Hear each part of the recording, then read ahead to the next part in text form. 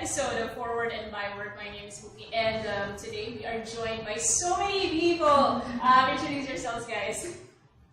Let's start with Jaton. I'm Jaton, Zulueta. I'm Cecill, Artates. I'm Japs, Sergio. I'm Bacani. I'm Salud.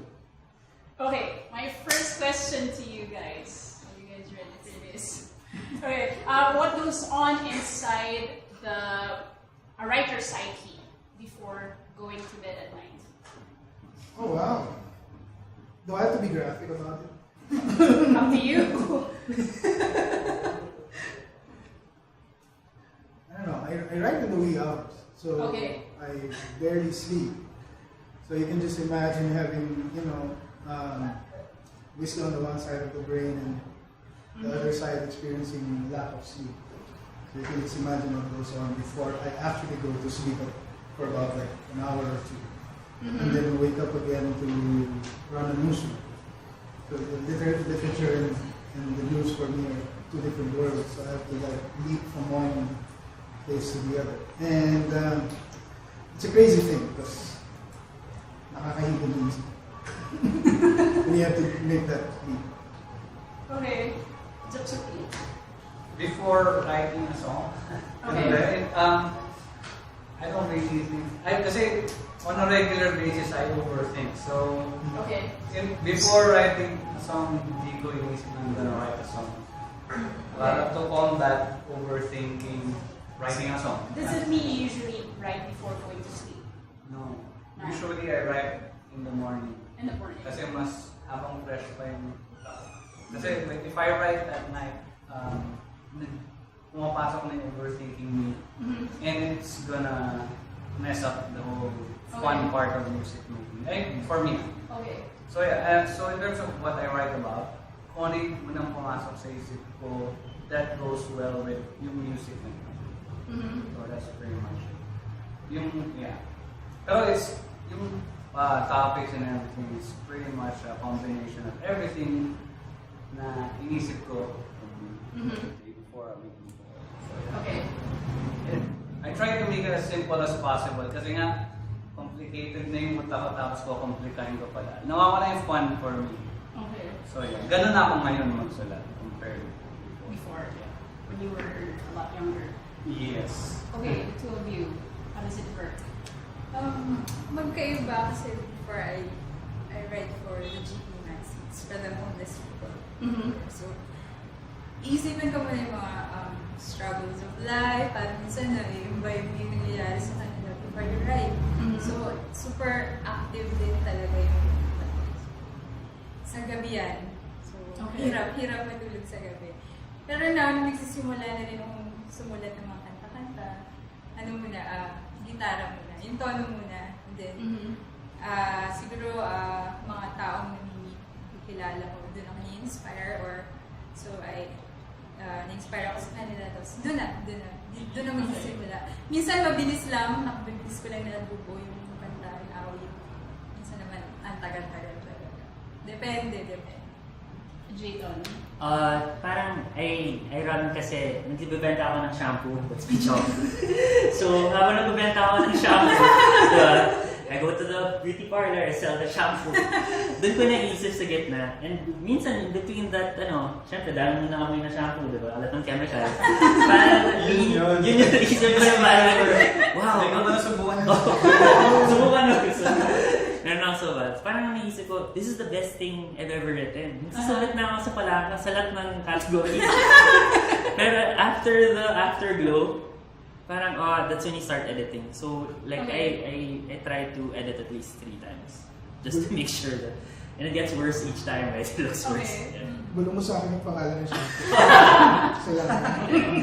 Gems. Jeffrey was 8. He was a foot shorter than all of the kids his age, and he often walked the way sad Charlie Brown did. His eyes to the floor, his shoulders dropped. Today is gonna hurt as much as yesterday, he'd say, with every labored step. Jeffrey was always bullied for everything he was. Si Pandak, si Lolo, and of course, si Utot. Named after his unfortunate habit of farting at the worst possible times. He farted thrice in my presence, almost always after I was done giving homework. His butt's sense of comedic timing was often overwhelmed the bullies. So much so that they would only be able to tease him a full minute after the fart, only prolonging Jeffrey's agony. They called him Otot and not the more obvious Jebs from Jeffrey. On a particular quiet Wednesday afternoon, Jeffrey, or Jebs to me, excused himself to the bathroom and didn't return for a very long time.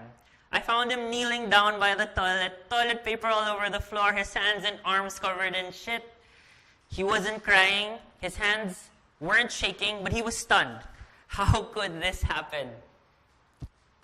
I talked to him. Sabi niya, hindi ako umabot. Kaya sinubukan ko po siya saluhin. Now, the first time you touch someone else's shit, it's probably like finding out you're Spider-Man.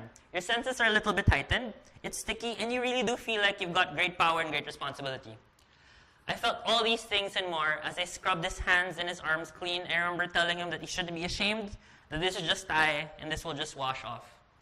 Malaga, magaling, at puno ka pa rin ng pagmamahal. As I finished wiping him, he said nothing. I remember him going back to class, wrapped in an oversized t-shirt he wore like a blanket, and walking with a little hop in his step. His held up high, and just the faintest hint of a smile. Okay, let's talk about the piece you performed earlier. What's it about? It's about, kasi I've been volunteering for public school kids for a long time. Mm-hmm. And I wanted to write a piece about, so it's about a kid that basically craps all over his hands. So, takes a crap all over his hands. So, parang I wanted to write about I think that was the closest I've ever been to feeling like a teacher talaga. Because everything else, I feel like, because it's so visceral and it, obviously I do not want crap in my hands. It became like, in one moment na the love that I have for that kid and what I've been doing, surpasses all of my obvious discomfort. Okay, as artists, writers, how do you perceive teaching? Are you in favor of it? Writers, teachers? Do you feel comfortable teaching? Would you rather teach? Sa part ko, hindi regular teaching ginagawa nung group ko. I have a group. We travel and then we go to communities, especially mga IPs. Nagtuturo kami sa kalsada. So, I don't feel na, I feel like a teacher na rin. Kahit hindi naman talaga education kinuha ko. Pero kahit pa paano, it's an alternative way of teaching. Yung nasa streets, yung mga IPs. So, Yes. I guess, importante na may mga nagtuturo sa kanila. Medyo komportable naman din ako. Although, ayoko lang tinatawag na ma'am. Diba? Pero inay nga tawag sa akin, diba? Maraming tumatawag sa akin inay. Ang ginagawa namin, pag nagtuturo, gusto ko pantay-pantay. So, di ba kanina nag-perform ako, nakaupo ako, or nakaluhod. Ganun ginagawa namin na pantay-pantay tayo dito. Hindi ako teacher, hindi ka estudyante. Magsalita kung gusto mo, pakikinggan kita. Ganun yung way, yung approach namin of teaching. Japs, okay, you use your music to teach, people, our listeners.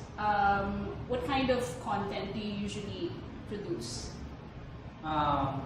Depende rin. Kasi, but to use my new album, medyo I actually binaliktad ko yung past kasi usually kung music, start ko yung mga simple lang tapos pa-complete.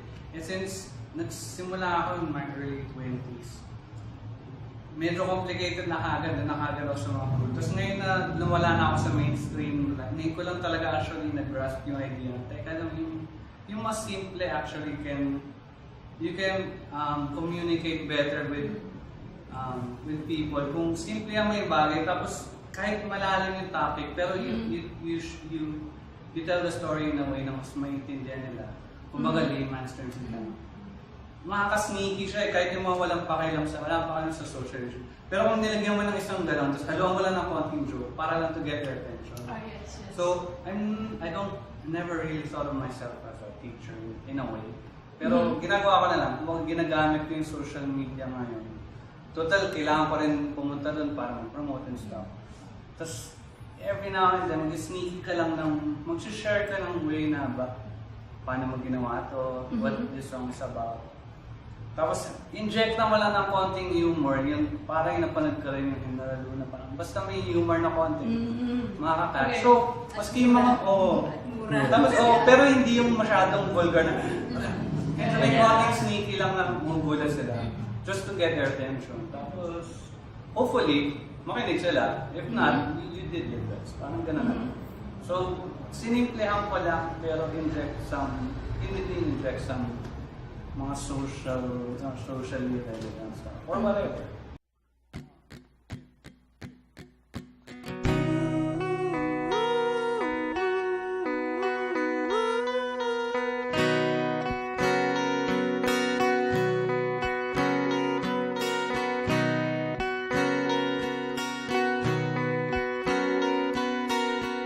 Nagsimula sa patingin-tingin, ang daming chances na wala pa rin.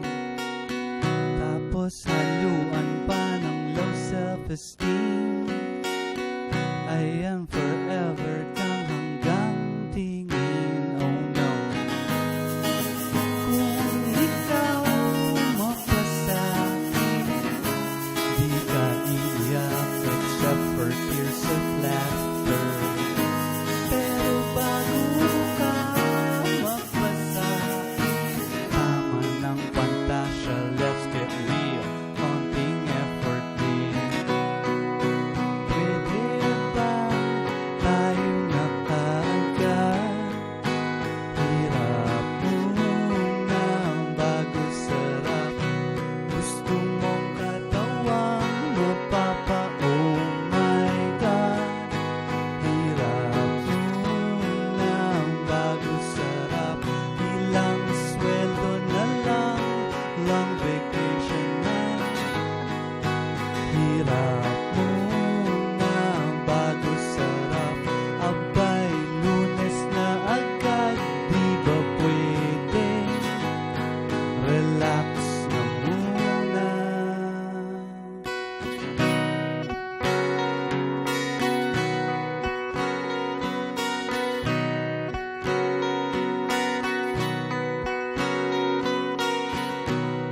Lahat na binigay sa atin para lalong mapansin.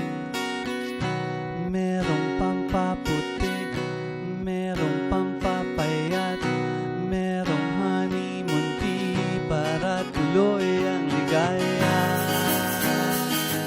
Sa iba ang aura mo, instant ito himala. One click lang nagbago ng mundo, kung pwede lang i-skip na proseso. Pwede ba tayo na kaagad? Hirap muna bago sarap. Gusto mong katawang mapapa, oh my God. Hirap muna bago sarap. Ilang sweldo na lang, long vacation na. Hirap muna bago sarap. Abay, Lunes na agad, di ba pwede? Relax na muna. Walang shortcut sa mga gustong mangyari. Walang shortcut sa pag-move on. Walang imposible kung kayang magtyaga. Kung may tiwala sa sarili, edi ikaw na. Pwede bang tayo na kaagad? Hirap muna bago sarap. Gusto mong katawang mapapa, oh my God.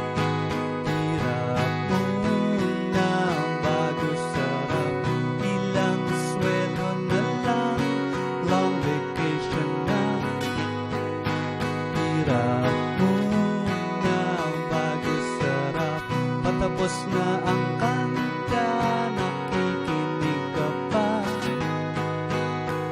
Ay sarap. Thank you. Joel, how conscious are you of your content? Not really. I guess kung content, if it's literature, depends on the kind of story you have in mind. Mm-hmm. Dun sa journalism naman, it's basically what's relevant at this point. Mm-hmm. Diba? So, hindi naman talaga conscious, except that kasi yung nature ng job, both in literary writing and journalism, the Mm-hmm. nature is actually really to teach. It comes naturally, kasi you have to expound, give context to certain stories, diba? You shine some light into a controversial piece, and then you try to explain it so that people learn. Like music, it should be simple, there should be a bit of humor so that they remember.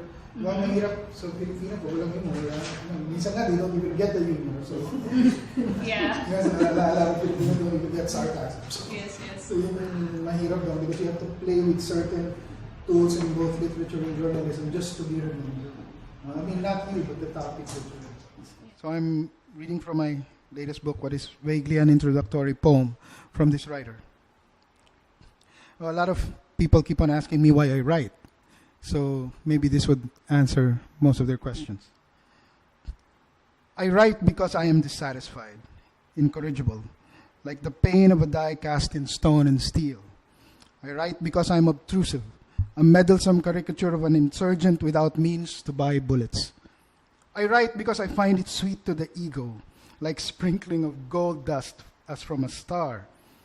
I write for the dark orgasm of imposing my thoughts on others, saying theirs aren't worth the effort of typing out, that none but the satisfaction of bullying these ideas into the mind is worth the late-night beer.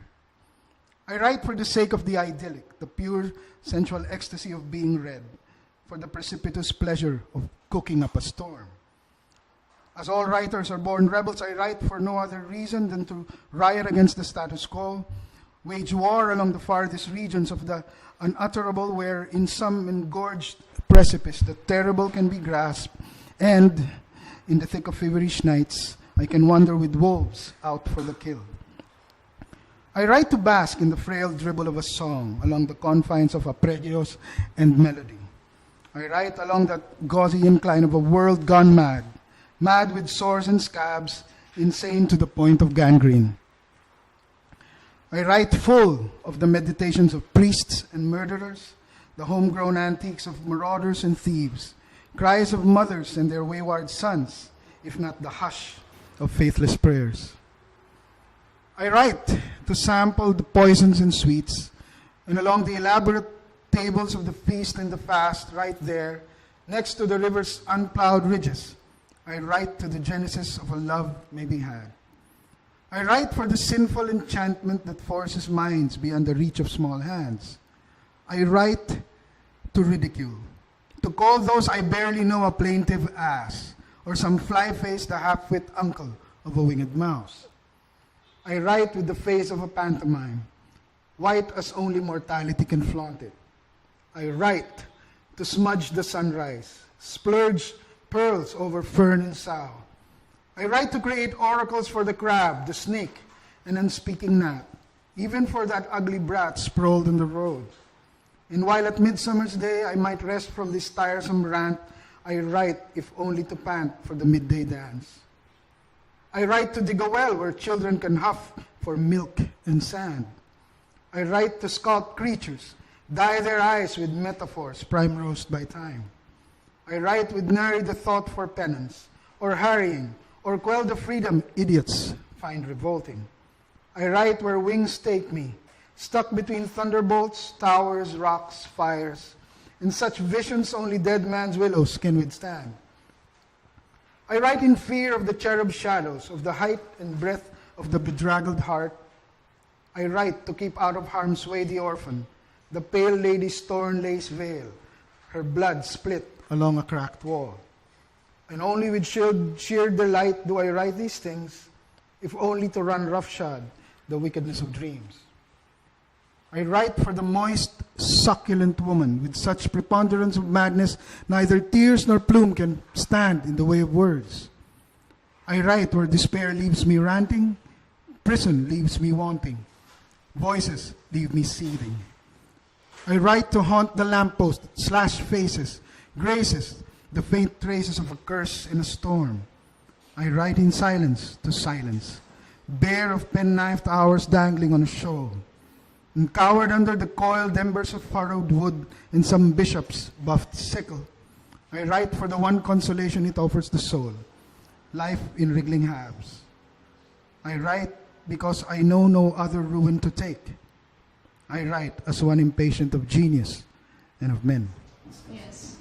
Okay, let's talk about your book. Oh, my book. Is that the latest one? Yep, it's the latest one. Okay. The piece you performed earlier, what is it about? Well, I get a lot of private messages from young folks asking why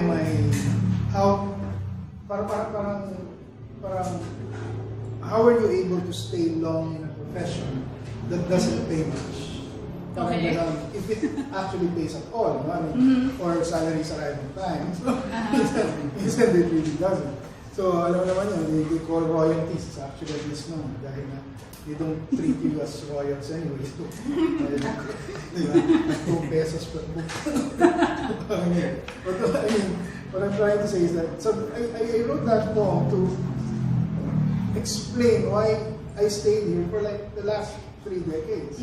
So I've been writing for 30 years and sa pag-aaral ko na yung anak ko lahat dyan, everything, using only, what I get from writing. So that's basically the whole point. I tell them that these are my reasons for writing. Some of them are okay, some of them are not okay, but just human. So. Okay. Japs, let's talk about Hirap Bago Sarap. What made you write that? Well, my new album is called Pinoy Pop. Tapos, like I said earlier, before I make a song, yung topics ko medyo from yung compilation of yung past na thoughts. Ginawa ko kasi since internet is pretty much yun yung pop culture na yun. So I called my album Pinoy Pop. It's based on my observations on Pinoy pop culture from the past hanggang ngayon, na kinuha ko galing sa social media. So yung mga lahat ng mga ranas and everything, kinolect ko siya, nilagay ko sa mental folder, may mga topic. Tapos yung mga hirit nila, okay. So how do I get yung mga lines without being too cheesy, but at the same time, driving a point somewhere there na medyo kahit sa dulo mo nalagay to engage in. So Hirap Bago Sarap, for some reason, dami nakarelate ng mga college kids na hindi ko naman inaasahan. Kasi I think ngayon lang nila nag-grasp yung idea na maghirap ka muna bago makuha. So yung mga pinakwenta nila, mga exam lang sa college o mahirap nila. Sa loob-loob ko, pag ma-meet mo yung BIR, Title of my piece is Plea. The glances, the touches. You go out of your way to meet every time, each time. You speak with such tenderness. Your laughter increases every time, each time. Your fondness is evident when around you lit every time, each time. Your glances, the tenderness, that fondness, to him kills me. Like a knife slowly penetrating my chest every time, each time. And I trust you grasp my sentiments. Please. Very short piece. Kasi di ba sabi ko sa'yo, hindi talaga ako nagsusulat madalas ng English. Para sa'yo lang ito. Wow. It happened recently lang. The poem is about respecting others' feelings. Yun lang naman. Especially when it involves love na. tapos nasa isang grupo lang kayo. Teka, sandali. Okay. Nandito ako, galang mo naman ako, nandito ako. Parang ganun lang naman yun. So, parang clean lang talaga. Sige, parang, please naman. Galing naman sa, respeto naman sa nararamdaman ko pag magkakasama tayo. Parang ganun. Okay. Would you rather dance than write? She's also a dancer. Kaya naman pagsabayan. Okay. Give us good advice. What do you want our viewers out there to learn? Like how to get this far in life? Let's start with Joel. Don't stop dreaming. What's up? Anyway, it's free, Yeah. but never stop. Can you say that that's your personal formula? Yeah. I dream big, but I try to, take it one step at a time. I don't.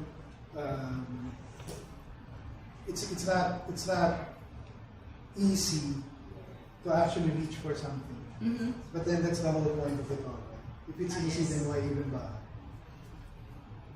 No pain, no gain.